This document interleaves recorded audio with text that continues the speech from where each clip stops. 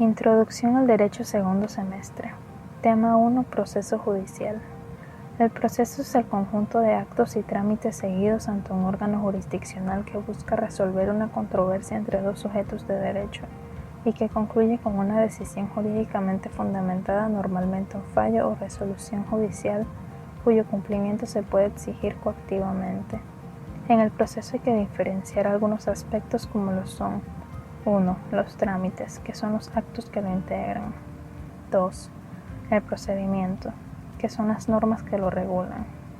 3. El expediente, que son los documentos que lo plasman. Para que se inicie el proceso, un sujeto de derecho debe hacer uso de una acción. La acción es el poder jurídico que tiene todo sujeto de derecho de acudir a los órganos jurisdiccionales para reclamarles la satisfacción de una prestación. De tal manera que, cuando un sujeto de derecho hace uso de una acción, ello desencadena un proceso. Podemos decir, pues, que el ejercicio de la acción es lo que inicia el proceso. Con demasiada frecuencia se tiende a confundir la acción con el recurso. Incluso hay quienes la utilizan indistintamente como si se trataran de sinónimos. No obstante, mientras que la acción, como hemos dicho, inicia un proceso, para hablar de recurso debe haberse concluido un proceso, pues el recurso es el remedio que le queda a la parte que pierde el proceso para impugnar la resolución judicial en su contra. Un recurso es un medio de impugnación a través del cual las partes que resulten perjudicadas por una resolución del órgano jurisdiccional pueden obtener la modificación o revocación de dicha resolución, ya sea por el mismo órgano que lo dictó o por otro tribunal superior. Los recursos se clasifican en 1. Ordinarios. Esto vendría siendo 2. La reconsideración y la apelación. 2. Intermedio, que vendría siendo el recurso de hecho. 3. Extraordinarios. Son 2. El recurso de casación y el recurso de revisión. También se tienden a confundir la acción con la excepción, cuando en realidad son figuras contrapuestas. Una excepción es un hecho que impide o extingue total o parcialmente la pretensión o la modifica. Una excepción hace ineficaz la acción ejercida por la contraparte, la neutraliza. Son ejemplos de excepciones el pago, la remisión de deuda, la compensación y la prescripción. 2. Técnica jurídica. Lo más relevante de este tema son los procedimientos intelectuales entendidos como razonamientos o creaciones de pura lógica que tienden a resolver en fórmulas genéricas diversas situaciones que pueden presentarse en la realidad social. Los procedimientos intelectuales lo que hacen es definir estas situaciones o en otros casos delimitarlas. La técnica jurídica tiene 4 clases de procedimientos intelectuales. Los vamos a comentar brevemente de menor a mayor grado de abstracción o dificultad. 1. Los conceptos jurídicos. Son definiciones que encuadran dentro de una misma fórmula más general diversas variantes de una situación. Un ejemplo es el concepto de persona natural, el cual encuadra a todos los individuos de la especie humana sin excepción, es decir, sin importar su edad, sexo, estirpe o condición. 2. Las construcciones jurídicas. Se trata de un procedimiento intelectual ya más elaborado. Es el caso de la teoría en torno a la personalidad jurídica o el derecho de sucesiones. 3. Las presunciones jurídicas. En estos razonamientos se asumen conclusiones y soluciones generales para muchas. Se trata de un procedimiento intelectual que admite como verdadero lo que no es más que probable. En otras palabras, son razonamientos que convierten en derecho meras suposiciones. Existen 2 tipos de presunciones. Las presunciones legales, que son las que admiten prueba en contrario, ejemplo la presunción de inocencia, y las presunciones de derecho, las cuales no admiten prueba en contrario, ejemplo la presunción de que son hijos de los cónyuges los nacidos después de 180 días desde la celebración del matrimonio. 4. Las ficciones jurídicas. Estas construcciones intelectuales se apartan de la realidad objetiva, toda vez que consideran verdadero lo que es evidentemente falso. Es el caso de la ficción según la cual la ley, una vez publicada, se reputa conocida por todos y por lo tanto la ignorancia de ella no es excusa de su incumplimiento. Tema 3. Fuentes del derecho. En primer lugar hay que diferenciar entre fuentes materiales y fuentes formales. Las fuentes materiales son los motivos, causas o razones que explican y justifican la elaboración de una o más normas. Aquí se encuentra el conjunto de elementos morales, sociales, ideológicos, históricos y de todo orden que influyen en la vida de una comunidad. Por otro lado, las fuentes formales se refieren al modo, los mecanismos o las vías usadas para traer a la vida la norma jurídica. En un ejemplo sencillo podríamos decir que todo el conjunto de factores sociales, históricos, económicos y políticos de la revolución industrial constituyen la fuente material del derecho de trabajo, una de cuyas fuentes formales es el Código de Trabajo, es decir, una ley. En derecho nos ocupamos sobre todo de estudiar las fuentes formales del derecho.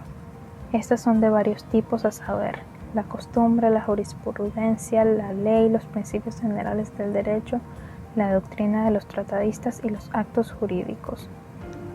Veamos cada una de ellas. 1. La costumbre. Se trata de una norma habitualmente no expresada por escrito, que resulta de prácticas reiteradas y generalmente asumidas por la mayoría de los que están en un lugar o participan en una determinada situación. Es requisito necesario la reiteración de la práctica y su permanencia en el tiempo. 2. La jurisprudencia. Es la doctrina establecida de forma reiterada por la Corte Suprema de Justicia, así como por las Cortes Internacionales, como es el caso de la Corte Interamericana de Derechos Humanos. Al momento de interpretar las leyes y las convenciones, suele entenderse que la misma doctrina tiene que haberse establecido en 2 o más fallos para constituir una jurisprudencia. 3.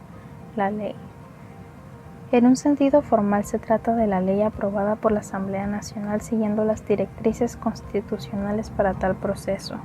Sin embargo, desde un punto de vista material, también son leyes los tratados internacionales, la Constitución y en general todas las normas jurídicas escritas. 4. Los principios generales del derecho. Son principios universales absolutos como la justicia y la equidad, los cuales contribuyen a orientar a los jueces en la aplicación de las normas. 5. La doctrina de los tratadistas.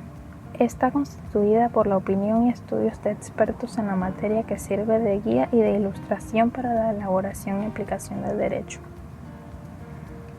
6. Los actos jurídicos. Son actos de una persona que tenga relevancia en el derecho, en tanto no contravengan las leyes. Un ejemplo sería la Convención Colectiva de Trabajo.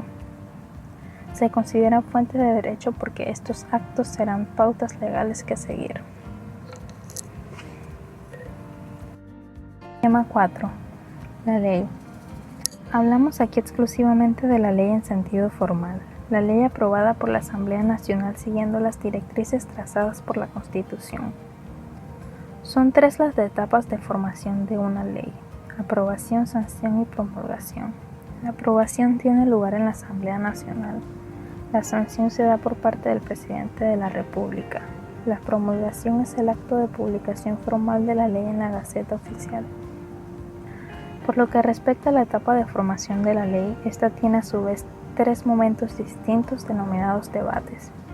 El primer debate tiene lugar en la comisión de la Asamblea responsable de la materia sobre la que versa la ley. Por ejemplo, si se trata de una ley sobre educación, el primer debate se llevará a cabo en la Comisión de Educación. El segundo debate se celebra en el Pleno de la Asamblea.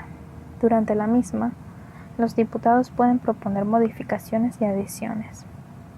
El tercer debate tiene lugar también en el Pleno, pero se considera solo para su aprobación o rechazo en su totalidad, es decir, se aprueba o se rechaza tal cual vino el proyecto del segundo debate.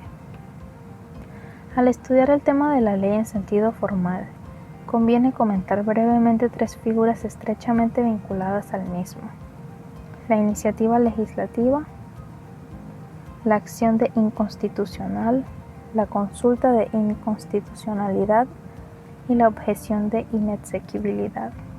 La iniciativa legislativa se refiere a la potestad para iniciar el procedimiento de elaboración de las leyes.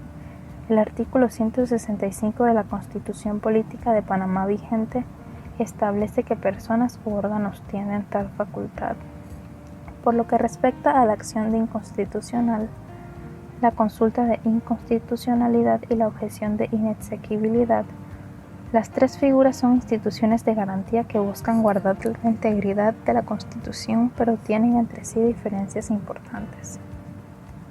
La acción de inconstitucionalidad la puede ejercer cualquier persona por medio de apoderado legal, impugnando ante la Corte Suprema de Justicia las leyes, decretos de gabinetes, decretos leyes, decretos acuerdos, resoluciones y demás actos provenientes de autoridad que considere inconstitucional, y pedir la correspondiente declaración de inconstitucionalidad.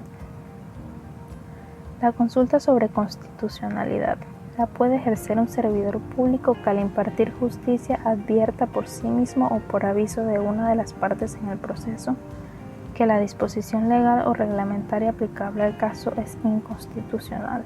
En tal caso, el servidor elevará consulta a la Corte Suprema de Justicia y continuará el curso del negocio hasta colocarlo en estado de decidir.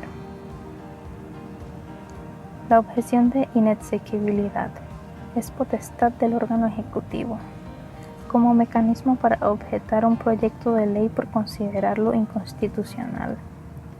El artículo 171 de la Constitución Nacional dice al respecto: cuando el Ejecutivo objetare un proyecto de ley por inexequible y la Asamblea Nacional por la mayoría expresada, es decir, de 2/3, insistiere en su adopción, aquel lo pasará a la Corte Suprema de Justicia para que decida sobre su inconstitucionalidad. El fallo de la Corte que declare el proyecto constitucional obliga al Ejecutivo a sancionarlo y hacerlo promulgar.